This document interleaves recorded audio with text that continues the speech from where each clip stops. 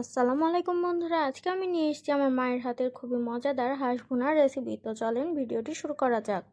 ফার্স্টে মাংসগুলোকে ভালো করে ধুয়ে নেওয়ার পরে দিয়ে দিয়েছি বেশ কিছু পরিমাণে পেঁয়াজ, তারপরে দিয়েছি আদা রসুন বাটা, জিরা বাটা, আর গুঁড়া মশলার মধ্যে দিয়েছি হলুদ গুঁড়া, মরিচের গুঁড়া আর গোলমরিচের গুঁড়া।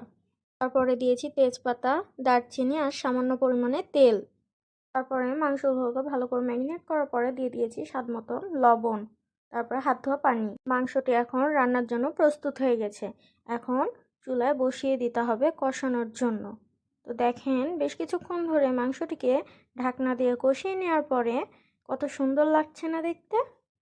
কিছুক্ষণ মাংসটিকে ভালো করে কষিয়ে নেওয়ার পরে দিয়ে দিয়েছি সামান্য পরিমাণে পানি। মাংসটিকে আবারও ঢাকনা দিয়ে কিছুক্ষণ ফুটিয়ে নেওয়ার পরে দিয়ে দিচ্ছি নামানোর 2-1 মিনিট আগে গরম মশলার গুঁড়া।